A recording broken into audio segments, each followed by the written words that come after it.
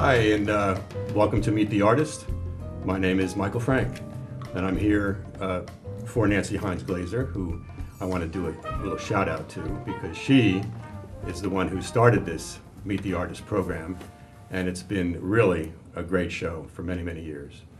So tonight I wanted to talk to Rick Hauser and Mika Hamilton, my friends, and really great photographers and community people in Maplewood. So we're going to talk about some different subjects and topics, starting with, well, let me introduce you to them first. Rick Hauser on my left. Hi, Michael. How you doing, Rick? And he is the owner of Framing Mill on Ridgewood Road in Maplewood, and also partners with Mika Hamilton in the Gas Gallery and Studio, which is a great hub of art and events and other things in Maplewood and South Orange. And why don't you talk a little bit about that sort of partnership and also your community-minded feelings? Well, you mentioned hub, and we have, last October we started what's called the Art Hub, and how I see it, and I think Mika's caught on, is that it is, we want to become the Chamber of Commerce of Art for Maplewood and South Orange. So we have started what's called the Art Hub, and it's in-store as well as online, and we gather up as many artists. It's easier to do it in-store, but you'll see some samples of it online as well. So we're really happy to be part of the community. We go, absolutely. Meek and I go back through 3 years now with the gallery. Yeah. And our history, or my history, my immediate history in the community, kind of, you can go back to the early stages of the high school, actually. My family and his wife's family, who happens to be my cousin, are from Maplewood. And I think my Elizabeth's grandmother may have been one of the first students in the high school, in the main structure, the main building. Great. So it's through that we've kind of landed. I landed back in Maplewood, and Mika with Elizabeth have landed back in Maplewood, mainly because of the art community. I mean, and the proximity to New York. Well, when you are involved with the art community and specifically the Artist Studio Tour, I know that Gas Gallery and Studio is a funder, a sponsor of the Artist Studio Tour, and it's been a huge thing for Maplewood South Orange, and it's really a collaborative event between 1978, the Baird Center, the Piero Gallery, and Gas, and other venues in the city, in the two towns. You want to talk a little bit about that? Well, we'd certainly like to think that we're a huge part of, a bigger part than I think we are as far as sponsors to the tour. Our involvement was pretty much a no-brainer from the beginning. It's just, we're part of the community. We see ourselves as an extension of the Piero Gallery, Gallery 1978. Just that we don't have volunteers, and we're a business, we're a retail space. So, right. Yeah. Well, you know, Rick and I knew at the start of our partnership in Gas Gallery and Studio that it was important for us to put ourselves out there the same way that the artists were putting themselves out there. Aside from being the business owners, proprietors, Rick and I are also artists, and we know how hard it is to oftentimes promote oneself. You know, a lot of the artists, they like to do the work, but the marketing is always a sticking point, you know. And we wanted to create a space, like Rick said, that was an extension of the already existing and important art landmarks like the Piero in 1978 and the Baird. But at the same time, we were very keen on creating our own identity.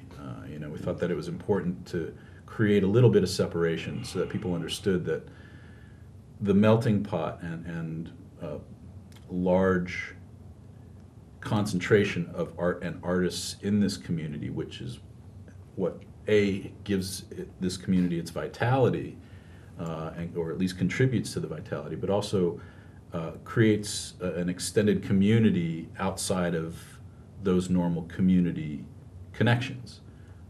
When art happens, things happen. People get together, they converse, they talk, they share ideas that they may not normally under everyday circumstances, share with other Right. people. And it's a great jumping off point.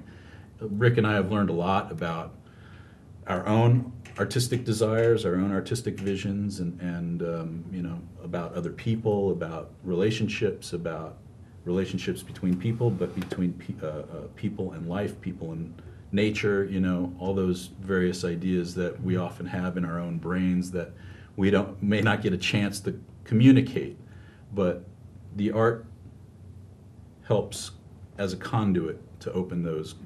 People feel more comfortable talking about things that they may not normally talk about under those conditions. Right. And we always felt that it was really important for us to support those foundations, those opportunities to continue the conversation, to generate, more of that communal wealth, so to speak. Yeah, it's funny that you talk about, relationships and people coming together, because at your first opening at the Gas Gallery and Studio, Gerard and I met, Right. and we talked about death. Right. And what more bonding Subject. Yeah. is there? And we became close friends right away. And he said, this is wonderful. I've always been wanting to relate to somebody on these big issues. And how about if we try painting together? Right. And the rest is history. So, Yeah, absolutely. So you are curating a show, I understand, coming I am. up at SOPAC. I am. It's kind of a serendipitous opportunity for me, but timing is everything. I happen to know some really good artists who have work available, and I felt the energy from the work. The show that I'm curating for South Orange Performing Arts Center, SOPAC, is called Primal Convergence. It's going to be exhibiting your panel works with Gerard, as well as work by Dan Fenelon, who's another really wonderful local artist. And that, being familiar with the work, the collaborative work that you and Gerard do, and being familiar with Dan's work, I was just hit on the most basic level of energy, of seeing the colors, the palette that's chosen, and then the freedom of expression with the lines, and it's very free flowing. It's definitely not coloring in the lines, so to speak. And there was just a real simple a connection for me that I made, that I wanted when I was given this opportunity to share with everybody else. And I think that's very much what art is like.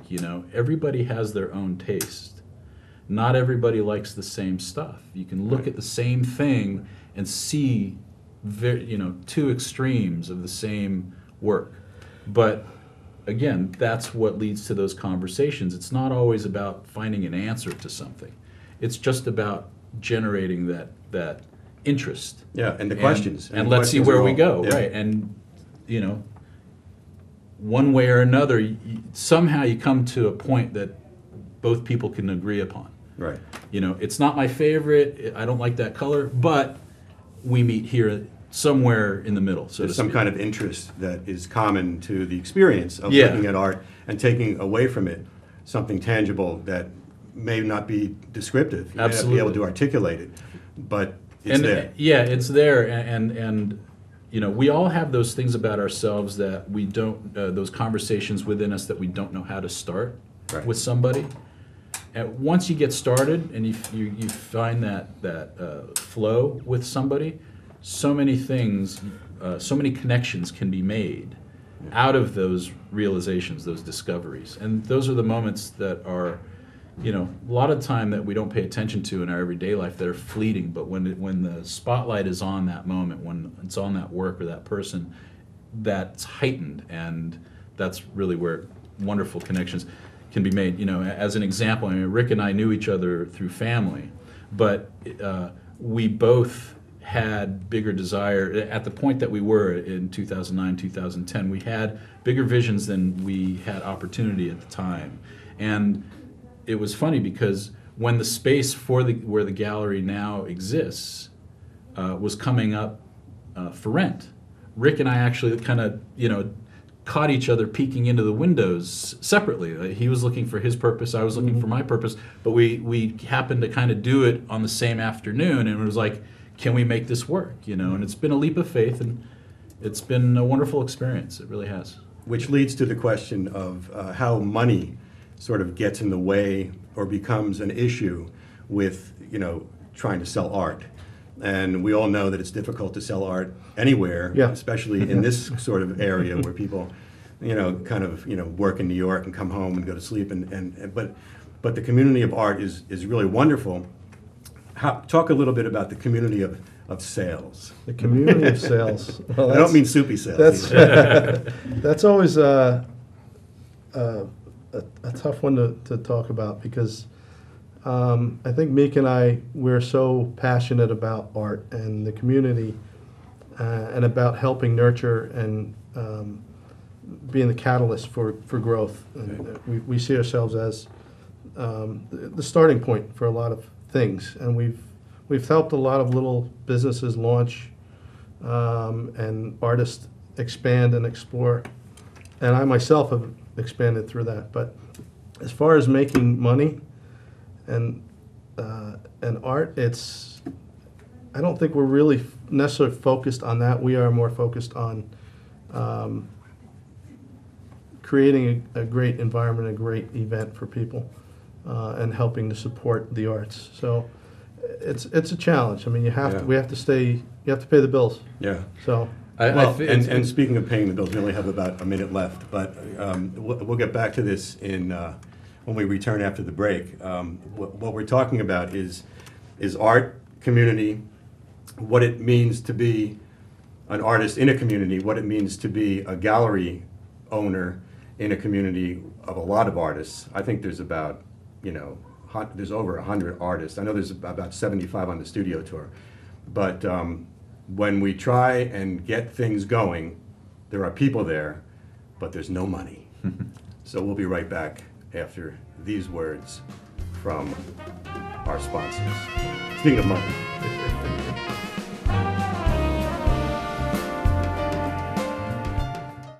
Once you're hit by a train, this is the size of bag that we'll use to collect what's left of you on the tracks. It was a horrible tragedy that could have been averted if we had just stayed off the tracks. I don't want to have to be the one that has to go tell your parents that you're dead. Make the right choice. Stay off the tracks.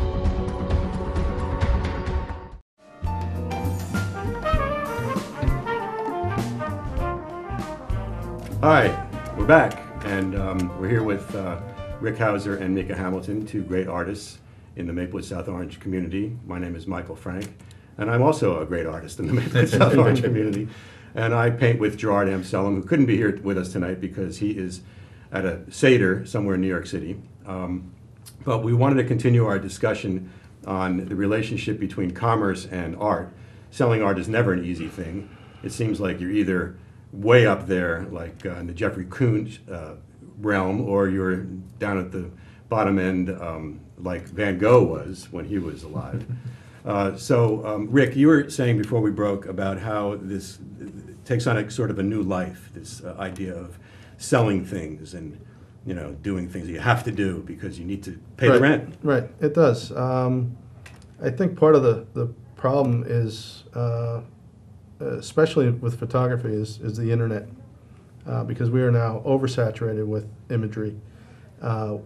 We see, I can have a great photographer in the space, but the image it's so good, people don't understand, they can't define, and they can't see the difference between that and something that's not so good. Right. So I'll refrain.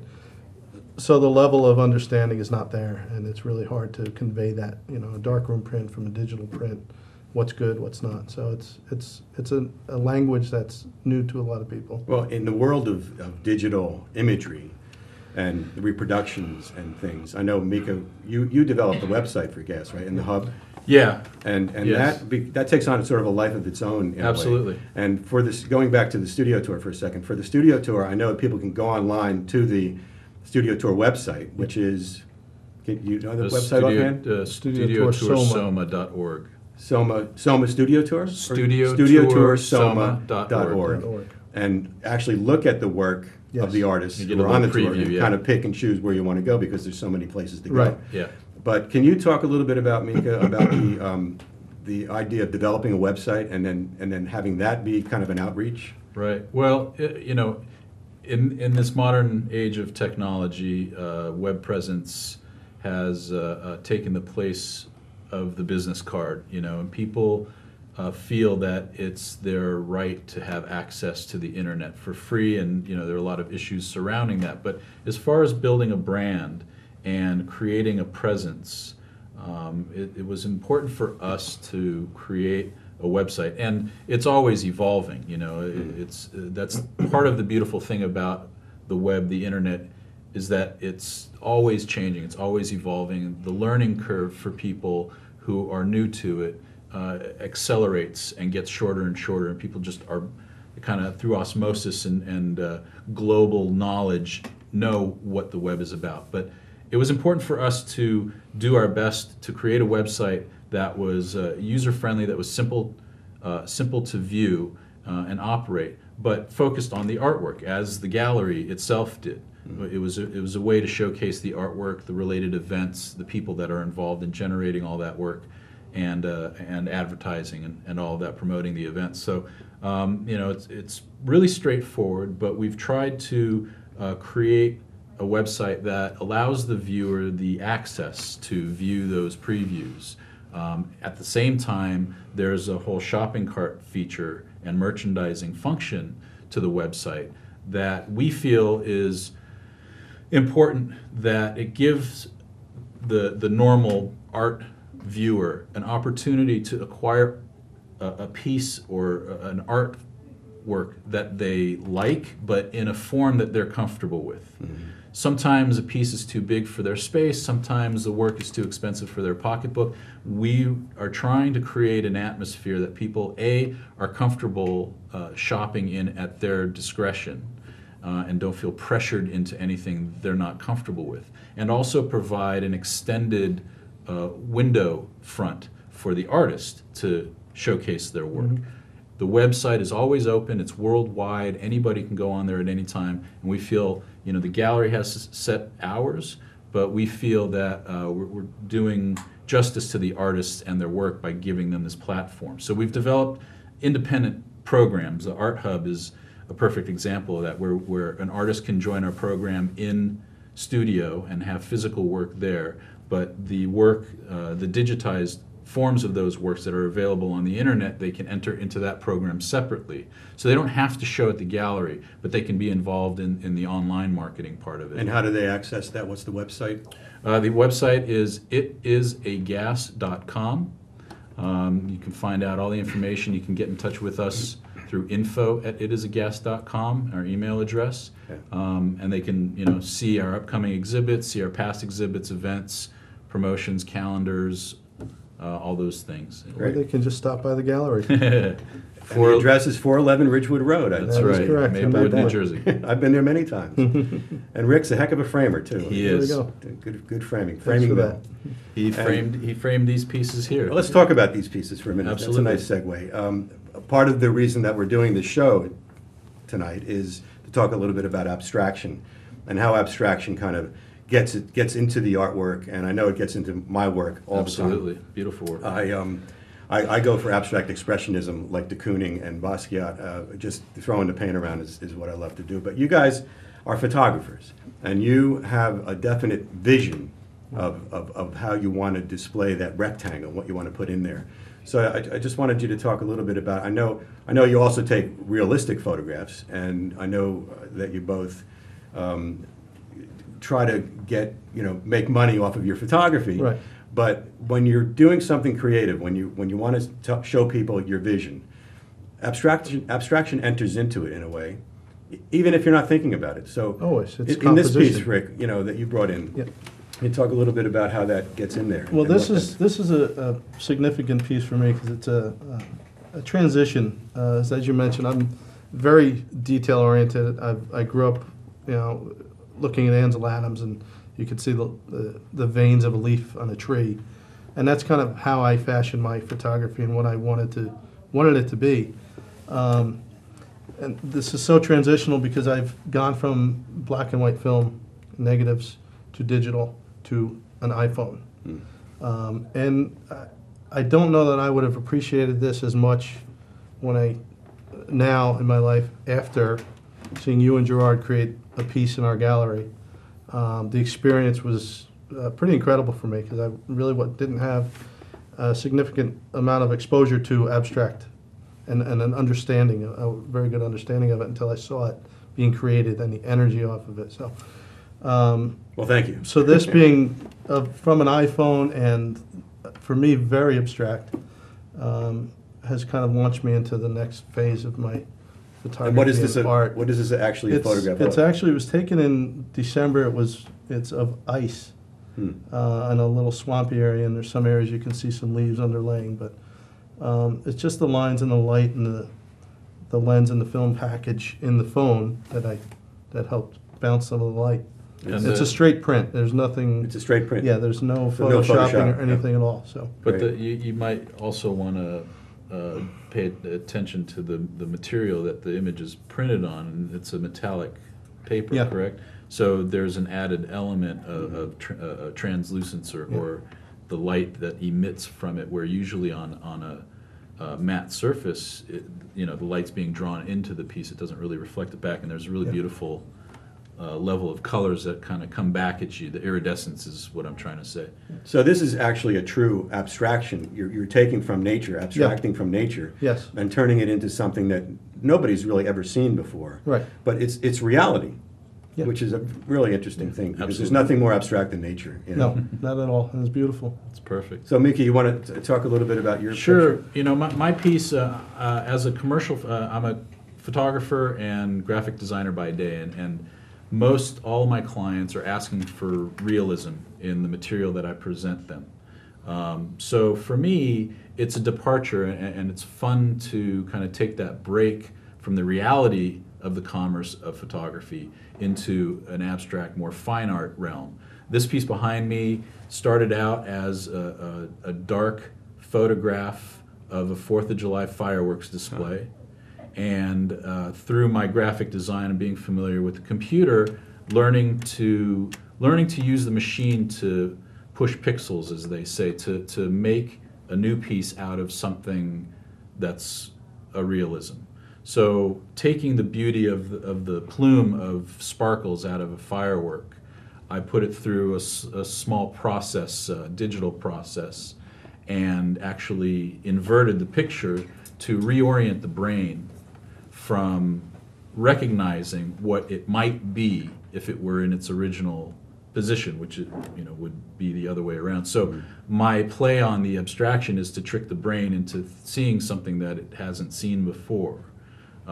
If I had just left it as it was, people might dismiss it. Oh, it's a digital photograph of a firework. Okay, great, I've got one of those on my phone. Right. But by taking those extra steps and seeing and using the machine to do what I wanted it to do instead of feeling, at the control of the machine, I've come up with a new series of images that are just pretty to look at, in my opinion, that can sit on a wall and not intimidate people. But the important thing to me is that you actually you kept the human element in the piece. Yes. And you didn't let the filters and the digital stuff take over. So I think that's great. For me, it was really just kind of about finding something new within that same image that I saw that I wanted to communicate to other people.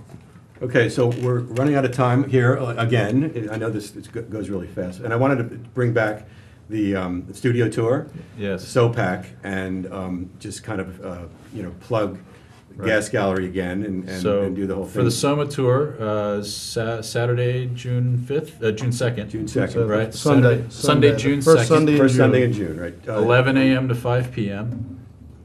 South Orange and Maplewood, Gas Gallery and Studio. We're a silver sponsor of the tour again, and we're going to be showcasing Elizabeth Carroll Winchester and Kathy Cantwell at the gallery. Great. And at the Framing Mill, 2 doors away. will be Rick and I with our artwork.